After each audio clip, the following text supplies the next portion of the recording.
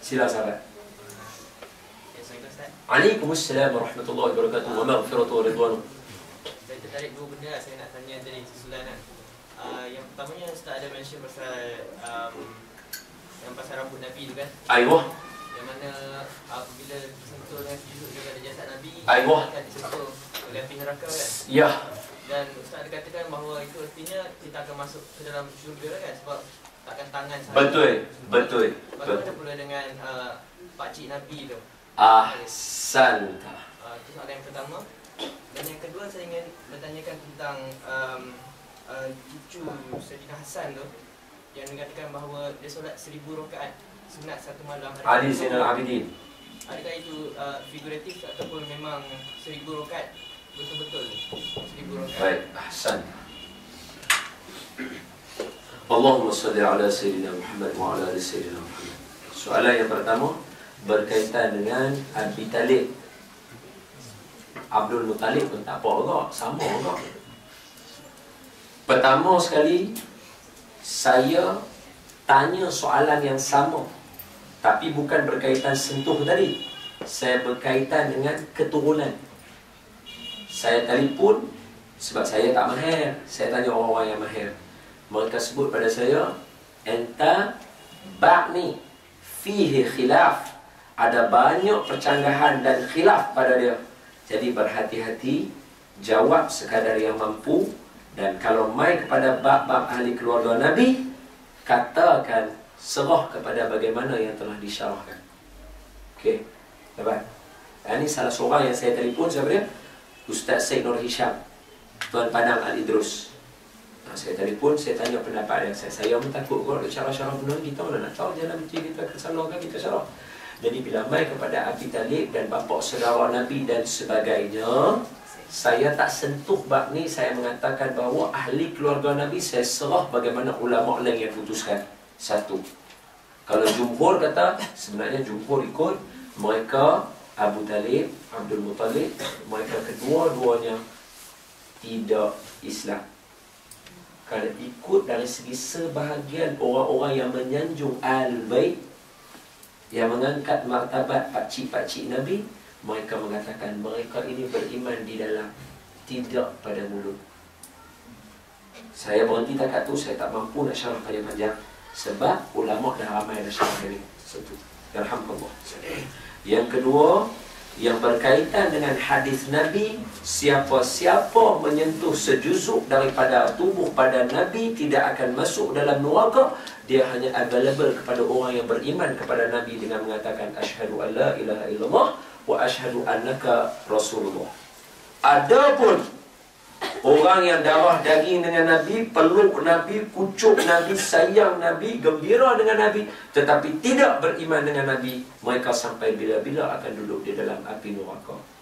Saya sebut sekali lagi, mak, bapa, tok wan, pakcik Nabi yang lain yang baik-baik, saya tak jawab. Yang ni serah kepada apa yang ulama dah jawab. Okey?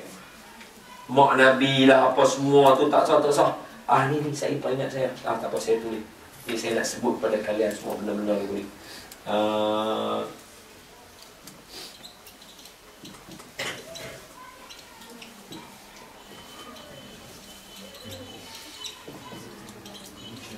Okey. Biar saya cerita apa tu, so tengok ni, tengok aku. Bukan nak syarah kat sini tu. Ni nota saya nak ingat saya last ni nak sebut kepada semua bila ada cerita benda ni. Itu satu. Okey, abang boleh? Bab tu saya serah dulu. Cuma sentuh juzuk Nabi yang masuk syurga adalah orang yang beriman dengan Nabi.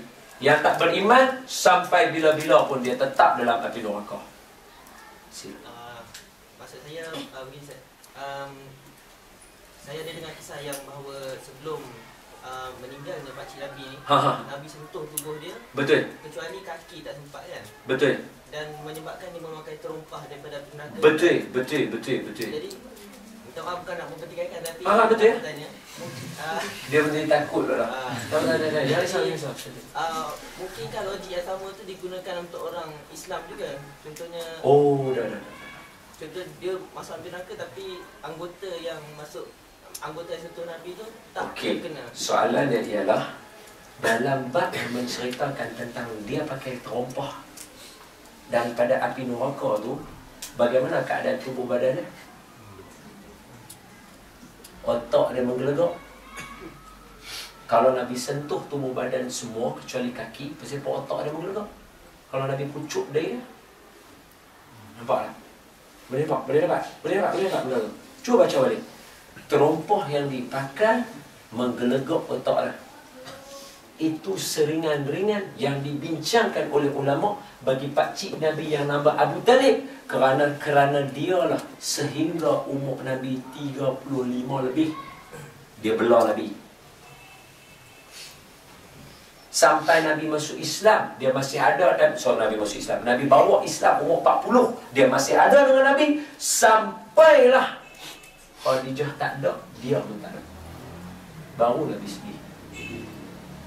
Baru masa tu orang berani letak perut unta, baru orang berani pukul Nabi. Hamzah sampai angkat Sayyidina Hamzah sebelum masuk Islam, ambil busar panah tu. Busar panah tu yang dia punya badan kan? Kan itu busar panah kan? Yang ni anak panah kan? Ambil busar panah tu letak atas kepala Nabi, nak pukul Nabi dan sebagainya, ketika Abu Talib tak ada. Kerana jasad dia tu ulama syarah lagi. Sebab tu saya kata Abu Talib ni dia masuk dalam dia banyak perbincangan, sehingga setengah orang yang nak memuliakan dia tetap kata dia beriman dalam keadaan iman dia dalam hati. Sebahagian ulama kata begitu. Tapi saya kata tadi jumhur mengatakan dia tetap dalam api neraka. Baik bab ni kita jangan bincang banyak kerana dia tidak menambahkan iman, tidak mengurangkan iman. Jadi ulama kata kafa bizalika, cukup takat ini sahaja, kita serah pada ulama. Itu satu. Cuma abang ni tanya pasal dia nak bayang tadi macam mana Nabi sentuh badan dia begitu. Tak ada masalah. Perbincangan ini boleh. Cuma saya sebut dia laku kepada orang yang mengucap syahadah kepada Nabi sahaja. Satu. Dua. Tengok elok-elok. Pakcik Nabi, nama dia Abu Talib. Pakcik Nabi seorang lagi, nama dia Abu Lahab. Abu Lahab, semua orang bisa dengar. Siapa yang mengaji Ustaz, insya-Allah bisa dengar. Ulama yang karang kitab untuk budak-budak yang nak mengaji syurah baca kitab dia. Imam Ibnul Jazari. Imam Ibnul Jazari. Kalau tak bisa dengar, saya kata ini ulama Quran yang hebat. Dia karang kitab matan. Tarik ikut Syatibi, ikut Ibnul Jazari. Syatibi, Ibnul Jazari. Dalam kitab Dr. Muhammad Ibn Alawi Al-Maliki. So, nanti dah kot.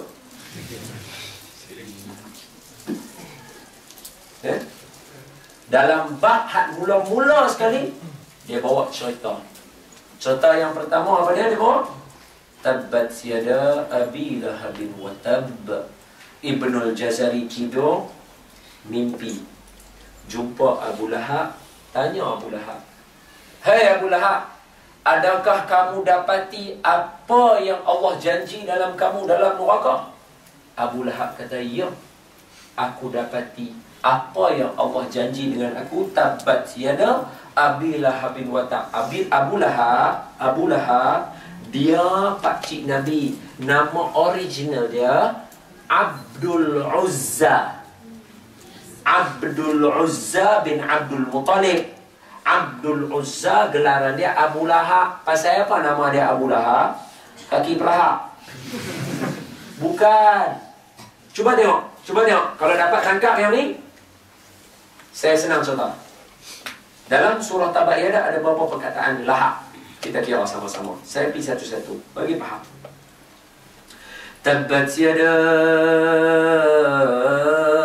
Abi Lahabin wa tab. Nampak? Abi Lahabin wa tab. Satu. Itu nama dia lah. Ma aghna anhu maluhu wa ma kasab. Sayasla naran zata lahab. Ada lagi satu lahab. Nampak? Lepas tu yang lain semua tak ada. Wa imra'atu hammalatal hatab. Tak ada. Fi jidha hablum min masad. Tak ada apa. Lahab dua. Lahab yang pertama nama Abu Lahab. Lahab yang kedua tu, sifat lahab tadi tu apa dia? Sayasla naran zata lahab. Dia akan disalai atas api neraka dan kena percikan api neraka. Lahab, percikan api. Makna percikan api kalau bagi kepada satu orang, kita kalau duk bawa kereta, kita kalau duk jalan tiba-tiba bunga api meletup, apa kita akan buat? Wih, cantik ya. Betul? Abu Lahab handsome. Tu nama dia Abu Lahab. Sebab tu isteri dia Ummu Jamil, ibu kepada segala kecantikan. Baru dia kena buku dengan ruas silap. Baru dia kena pinang belah dua, buku dengan ruas gaduh.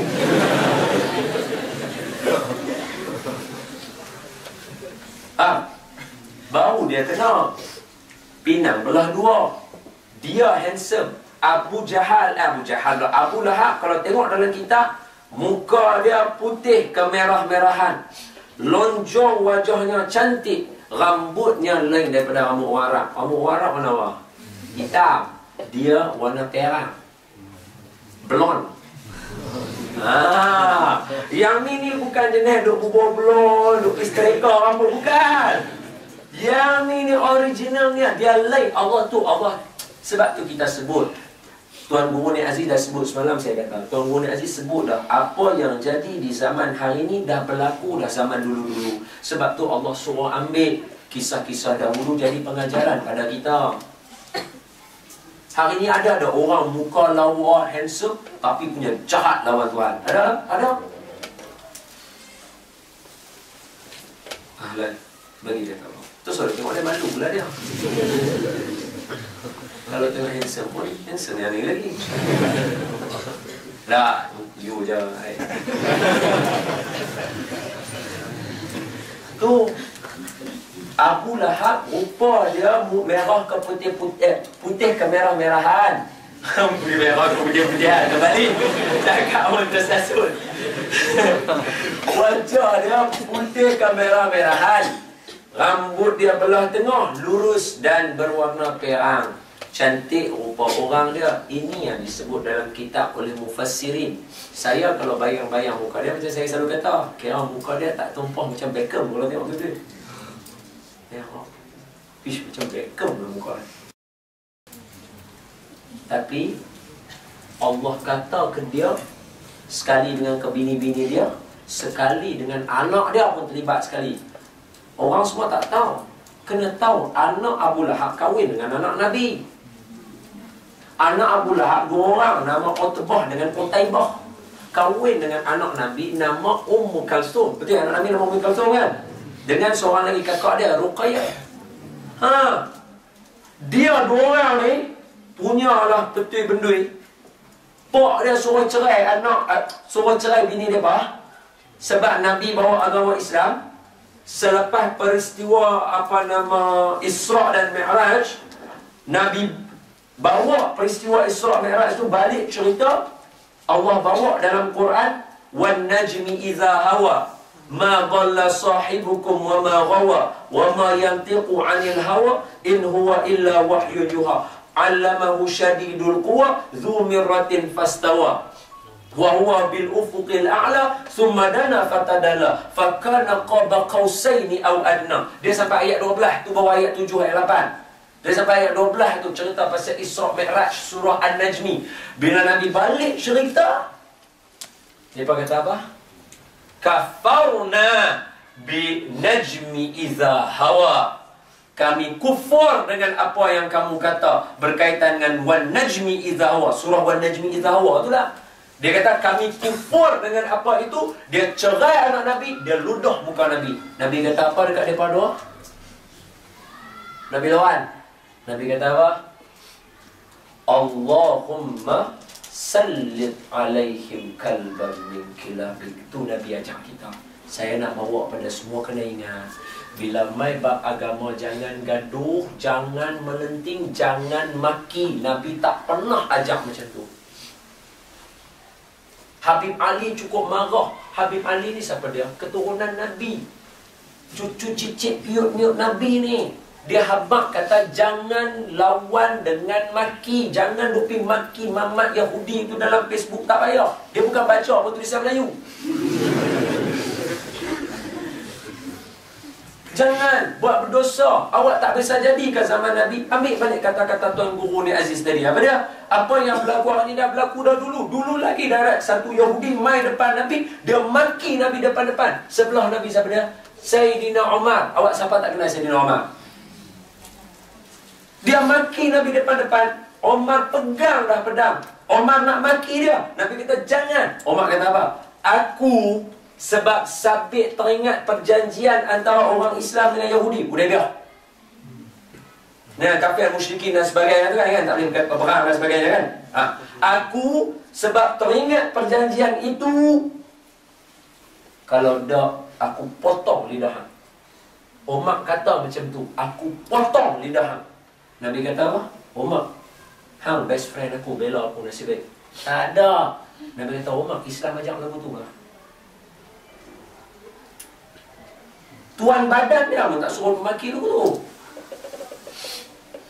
Kita nak buat champion. Oh, Umar kata tadi tu pasal ikut nafsu dah? Dah, bela Nabi dah? Ya. Tapi Nabi tak bagi. Jangan. Nabi bila jadi lagu tu, dia angkat tangan, dia kata apa? Allahumma sallit alaihim kalban min kilabik. Utbah balik, suatu hari dia musafir malam tu. Ini siapa cerita? Cerita ni ada dalam kitab. Saya dengar siapa cerita? Dr. Zulkifli Muhammad Al-Bakri cerita. Dia keluar, saya baca kitab, saya kadang-kadang ragu, saya ni orang yang lemah, ulama yang tak ada, baru nak jadi, tubi baru nak belajar jadi. Turun cerita tak pakai jubah. Dengar ulama lain cerita, ambil bagi sama dengan buku yang kita baca. Utbah keluar, malam tu dia dengan kawan-kawan dia berjalan musafir malam. Nabi kata apa tadi? Ya Allah, sallit alaihim kalban min kilabik. Yang kita baca apa? Kunut Nazirah kan? Ya Allah, hantarkan anjing di kalangan anjing-anjing kamu pada dia. Kata ulama, walaupun Nabi sebut anjing, tapi dia tak termakna anjing saja. Apa binatang buah pun boleh kira. Dia pergi malam musafir, tengah-tengah malam tu, dia jadi tiba-tiba dia rasa takut. Bila dia takut, ini siapa cerita? Dr. Zulkifli ambil dalam kitab apa? Ambil dalam Ibnu Hisham. Seorang ulama hebat. Dia kata apa? Malam tu dia takut. Dia bagi tahu kawan dia, aku takut, hamba boleh tak tolong jaga aku malam ni? Kawan-kawan dia kata, apa yang hang duk takut? Lepas tu dia buat lagu macam budak-budak duduk tengah, keliling kawan-kawan yang lain tidur. Dia tidur tengah, kawan-kawan lain kepung dia. Tengah-tengah tidur, esok pagi bangun, kepala duduk tempat lain, badan duduk tempat lain. Mbak, yang ni keluarga Abu Lahab. Ini anak dia buat kat tu, dia ludah Nabi, dia bercakap lagu tu. Nabi angkat saja doa. Allahumma sallit alaihim kalban min kilabik. Putus badan. Kita ada doa tu bila orang buat, angkat tangan. Orang kafir buat kat kita, orang ni buat kat Nabi kita, angkat tangan. Allahumma. Buat dalam keadaan memang serah pada Tuhan. Bukan dah maki-maki. Allahumma salli. Tuhan kata mulut ni duk maki orang, mulut ni duk doa kat aku. Meluat dengan Tuhan kalau boleh. Malaikat kalau dengar macam ni dia tanya, muka tak lalu. Memaki orang tu, Allahumma sallit alaihim kalban min kilabik. Tak ada. Dia masa kita kena tu, hati kita tawajjuh ke Allah, angkat tangan. Allahumma sallit alaihim kalban min. Tapi tu selalu buat kat kawan kita. Kawan nak maki kita, hampa kata kat aku, Allahumma ampun. Ampun pada lah. Ni untuk orang kafir. Ampun. Abu Lahab itu keluarga dia. Saya bagi contoh keluarga belum dia. Dia masa Ibnu Jazari jumpa dia, Ibnu Jazari tanya dekat dia, hai Abu Lahab, hang dapati dah apa yang Allah janji dalam neraka nak salah yang apa semua? Dia kata ya. Tetapi aku direhatkan setiap hari Isnin. Boleh rehat pula. Pasal apa? Kerana Nabi lahir pada 12 Rabiul Awal pada hari Isnin, Suwaibah hamba dia sambut kelahiran Nabi di kalangan wanita-wanita yang sambut kelahiran Nabi. Selain daripada, maafkan saya, siapa tak percaya baca kitab, jangan takut. antara yang sambut kelahiran Nabi yang disebut oleh ulama di dalam kitab-kitab mereka, Siti Maryam dan juga seorang lagi siapa dia? Aywah, Asia. Macam mana keadaan macam mana? Wallahu a'lam. Tapi mustahil tak bagi Allah? Tak mustahil untuk Allah buat. Sambut kelahiran Nabi. Suwaibah duduk sekali dalam tu. Suwaibah hamba kepada Abu Lahab. Dia lari pergi jumpa Abu Lahab. Dia kata apa? Abu Lahab, hang dah dapat satu anak melakan. Nama dia, dia tak abang nama. Dia kata, hang dah dapat satu anak melakan. Aminah dah selamat lahirkan anak. Dia dengar benda tu. Dia kata, Suwaibah, hang bawa dekat aku berita gembira. Hati aku terlalu gembira. Aku merdekakan kamu, Suwaibah. Pi susu Muhammad. Tu Abu Lahab cakap. Kerana dia syok Nabi lahir. Dia seronok Nabi lahir. Dia beriman dengan Nabi. Kata, dia seronok Nabi lahir. Macam yang hampa duk buat hari ni. Kita dengar maulid Nabi, kita raih dia, kita main dengar cerita dia, rasa kagum dengan Nabi tu. Allah bagi dia rehat pada setiap hari Isnin. Ringan siksa dia.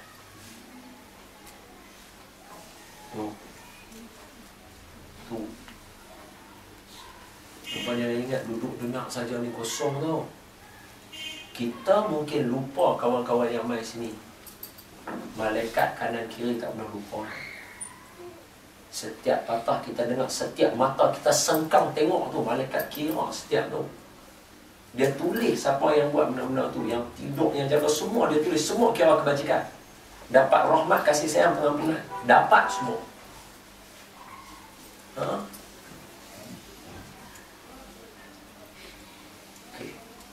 Jadi Abu Talib tadi dah dapat kan? Jawapannya boleh dah. Ali Zainal Abidin dan beberapa ulama-ulama yang lain ketika itu baru satu soalan saya jawab. Banyak sikit syarah dah tak apa. Ali Zainal Abidin yang kata sembahyang 1000 rakaat bukan dia saja. Bukalah kitab-kitab mana pun, bukalah syarah ulama mana pun, bukalah guru-guru mana tulis pun, bukan dia. Ali Zainal Abidin, Imam Asy-Syafi'i, Allahumma salli ala sayyidina Muhammad, para sahabat Nabi tadi, Abdul Qadir Jilani. Ini yang saya dengar daripada guru-guru. 1000 rakaat tidak menjadi masalah pada mereka. Bagaimana? Tak tahu. Orang kata, kalau tak tahu macam mana? Man lam yazub la yadri. Siapa tak buat, dia tak tahu. Macam contohlah, tuan-tuan, kahwin ni seronok. Seronok apa Ustaz? Faham. Sebab apa tak kahwin lagi? Esok bila apa kahwin, bila aku kata seronok kahwin, apa pun akan senyum. Sama. Ui, sama yang 1000 rakaat. Macam mana ni? Bisa buat tak? Bisa. Tak tahu. Kalau orang bisa buat, boleh. Simple kan? Faham? Saya bagi contoh tadi. Boleh tak? Boleh tak bang? Contoh saya bagi. Abang ambil apa? Beri kau. Ui, bukan susah. Tak ada susah. Okey je, senang kan? Pasal apa? Saya ambil. Yang tadi kata susah, tak bisa ambil. Baca pun tak faham ni. Apa ni? Ui, aku nak sebut pun tak boleh satu perkataan. Dia payahlah. Sama macam ni. Ulama, mereka main ribu-ribu. Sama macam zikir. Mana boleh Nabi sebut berkaitan dengan zikir beratus-ratus ribu, puluh-puluh ribu. Macam mana nak sebut? Biasa zikir lah 33 pun jenuh. Bila nak habis ni? Tasbih tu saja tak boleh banyak-banyak. Lah ni pakai yang elektronik kan? Yang picit-picitkan jari kan? Orang tengok dia punya sampai beratus-ratus. Kata, wih, hang dahsyat lah zikir. Tak ada, aku saja-saja aku tekan je. Sebab apa? Kita tak biasa. Bagi orang yang biasa, itu perkara biasa. Sebab tu, man lam yazuk la yadri. Orang tak buat, dia tak tahu. Yang buat, dia tahu. Macam orang tanya, maaf lah. Maaf. Bisa okok syok. Macu. Kita yang tak isap. Cua. Man lam yazuk la yadri. Amboi. Amboi. Jangan pakai yang tu. Yang tu untuk benda-benda baik saja. Yang tadi tu tak boleh. Tapi macam saya bagi contoh tadi lah. Bila kita tanya orang tu, orang yang isap okok, dia kabar lah macam mana punya sedap dia. Kita yang tak isap, kita tak tahu. Faham? Sama? 1000 rakaat tak masuk akal Ustaz. Jangan masuk akal. Buat dulu. Macam saya beritahu, maaf lah, saya pecah ni sikit lah. Masa Sayyidina Uthman kena bunuh, kena bunuh, isteri dia teriak. Isteri dia kata apa? Macam mana orang sanggup bunuh orang yang khatam Quran tiap-tiap malam? Khatam Quran tiap-tiap malam. Saya ingatkan Sayyidina Uthman ni buka kitab yang orang karang berkaitan Imam Syafi'i. Imam Syafi'i tiap-tiap malam khatam Quran. Tiap-tiap malam. Buka pula kitab Allahumma salli ala Sayyidina Muhammad. Siapa?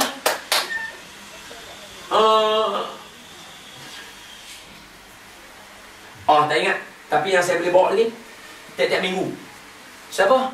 Mantan Mufti Wilayah Persekutuan, Ustaz Hashim Yahya, Datuk Hashim Yahya. Lah ni koma. Tak 12 bulan, tak setahun. Koma. Dia ni, dia pi ada sakit apa tau, betul dia nak masuk tube dalam tu kan. Lepas tu dia kan kena bagi macam pingsan ke apa, tak tahulah apa. Dia tak menyawa 15 minit. Doktor panggil dia balik lagu tu kan. Panggil balik kan? Panggil apa? Panggil balik lah. Yang ni lah. Aku tak sampai level apa lagi. Baru panggil nyawa baru. Dia panggil balik, hidup balik. Jumpa saya Pit. Saya tiap-tiap ada peluang, insyaAllah. Saya kat Shah Alam, saya ziarah dia. Datin Aminah tu insyaAllah berapa kali dah buat program dengan dia apa semua. Memang kita pergi ziarah Datuk. Sekarang muka dah elok lah, tapi koma lagi. Biasa saya baca Quran dekat dia, baca, tiba-tiba dia punya nurse yang duk jaga dia dekat rumah tu bangun, ambil tisu, lap. Dia tanya saya apa? Mata dia duk menangis. Saya tak tahu lah kot, saya baca tak sedap ke apa. Awak baca kat aku tak sedap lah. Tak tahulah. Tapi dia baca. Macam dia teriak, dia dengar kita. Dia tak tahu salah benda tu. Cuma saya tanya Datin, apa amalan Datuk yang Allah boleh selamat nyawa dia jadi elok cantik ni macam mana ni? 15 minit dah. Boleh hidup balik kalau kita melayang lagu tu kan. Datin kata Datuk ni tak ada apa melainkan tiap-tiap minggu khatam Quran. Jom kita sebut tiap-tiap minggu khatam Quran. Kita fikir serabut pala macam mana nak khatam Quran tiap minggu. Tapi bagi orang yang biasa buat, dia relax.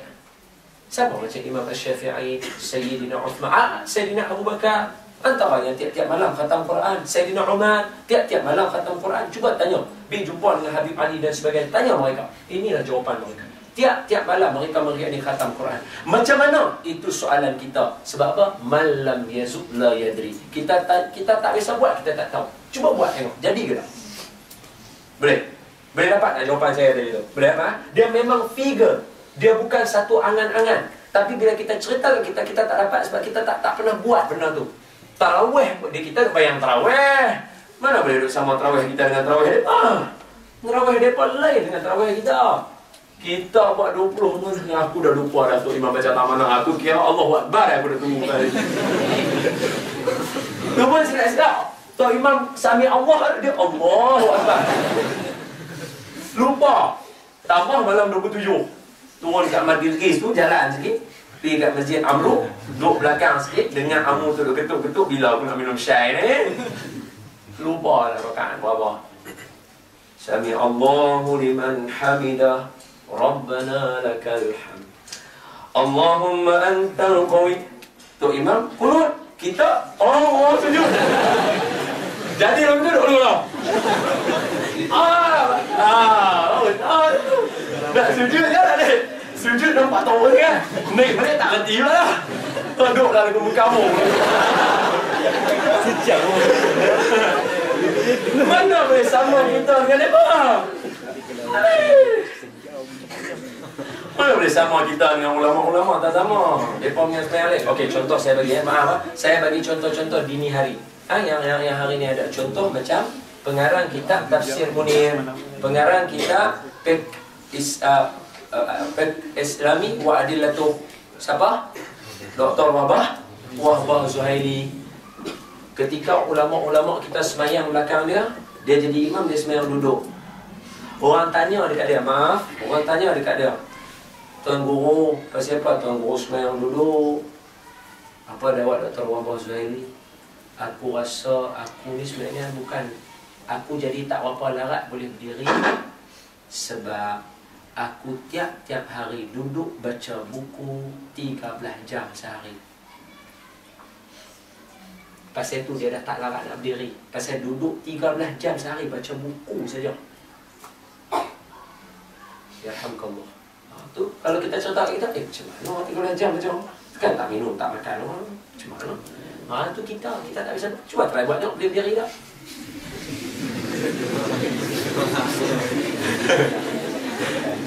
Boleh tak bang? Boleh bang jawapan tu? Wallahualam.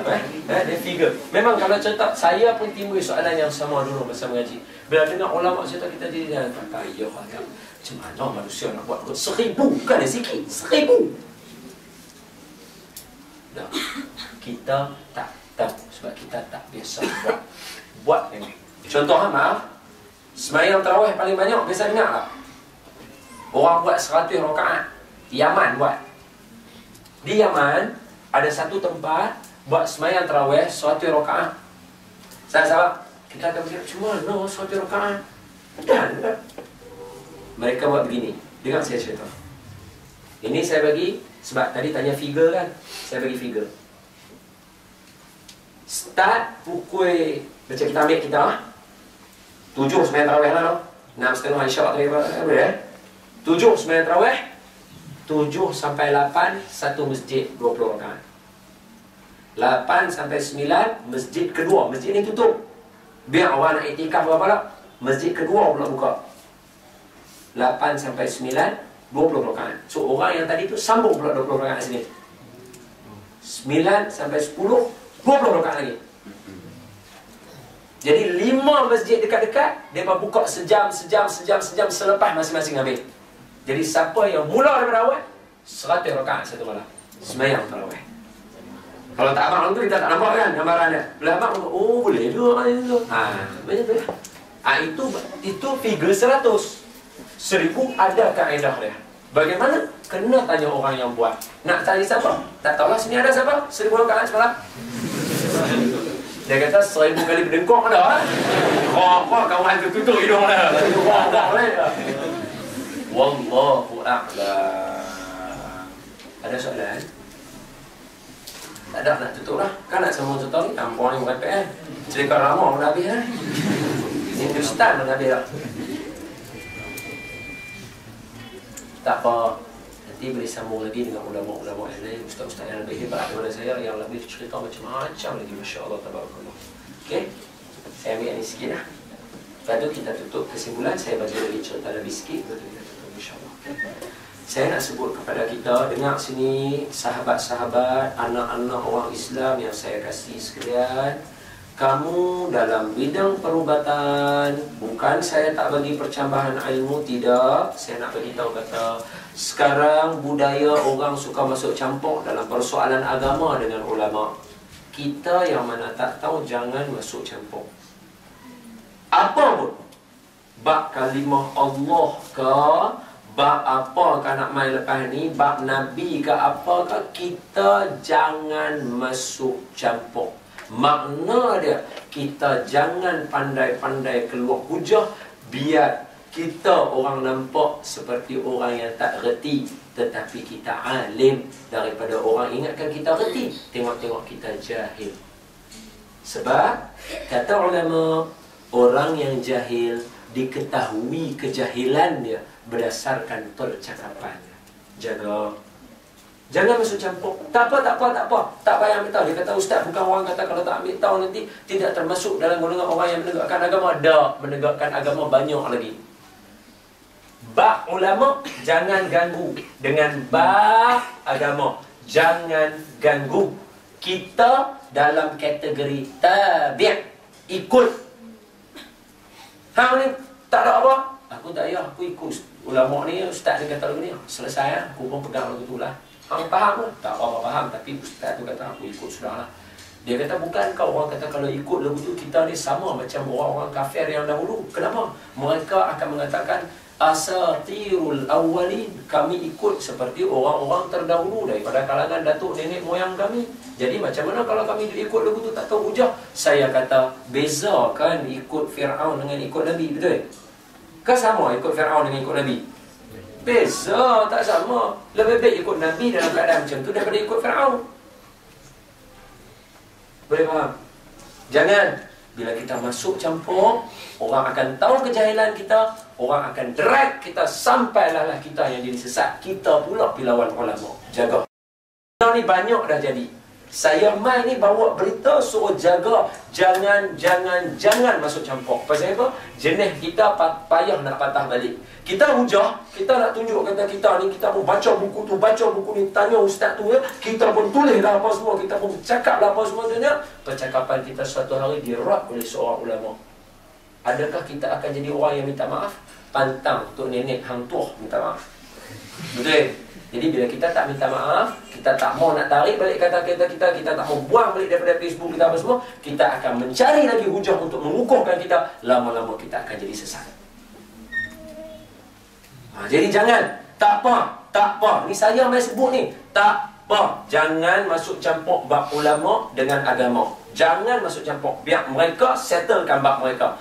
Kamu ni, yang tadi ni, pulun betul-betul. Cari esok. Quran akan temukan kita jalan yang lurus. Sebab kamu ikut Quran, saya ikut Quran, ulama ikut Quran, kita akan jumpa jalan yang sama. Jangan masuk campur. Jangan buat benda-benda yang merepek-repek. Jangan. Bahaya. Sangat bahaya. Bukan semua orang terlibat dengan politik. Imam Asy-Syafi'i tidak. Imam Hanafi tidak. Imam Malik tidak. Seorang aja, Imam Ahmad bin Hanbal daripada 4 mazhab tu. Itu saja yang terlibat dengan politik. Imam lain tidak. Mereka kita gunakan istilah ini apa? Mengkembang biakkan. Meluaskan. Pandai kan bahasa simple.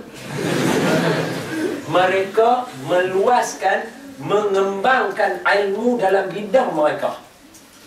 Kamu ambil bidang kamu, tumpu betul-betul.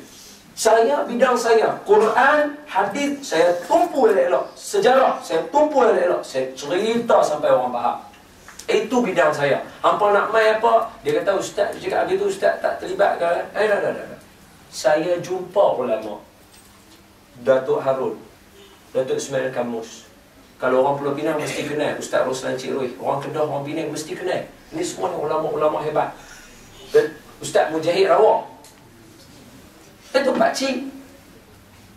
Don dengan Rawak satu pokok yang sama. Klan beza aja. Ustaz almarhum Ustaz Usuk Rawak, bapa kepada Ustaz Mujahid Rawak, pupu dengan nenek saya. Pupu betul. Kau mak bapa adalah adik-beradik. Ustaz Akil Rawak, saya kena panggil dia Datuk Cik. Kami pergi jumpa. Saya dapat jadi macam mana saya nak jadi hari ni. Saya pergi jumpa. Saya tanya macam mana saya nak buat. Semua ustaz cakap apa dia? Politik hang jangan sentuh. Kami yang lama lebih pakar daripada hang. Biar kami yang buat benda-benda politik. Bagi orang faham agama. Nak cakap mulut syok politik mengatakan orang. Tak mau. Bagi orang faham agama. Mari kita faham agama. Mari kita fatala alaihimul amat tu buat. Jauh daripada Nabi tu kita buat. Mari duduk dekat balik. Dengar balik apa cerita pasal Nabi. Nabi ni macam mana rupa Nabi, macam mana apa Nabi punya fizikal. Apa yang Nabi nak pesan kat kita. Itu lebih bagus. Supaya hati kita lembut. Orang ajak kita, jom kita buat kerja agama. Oh, semua orang seronok. Faham?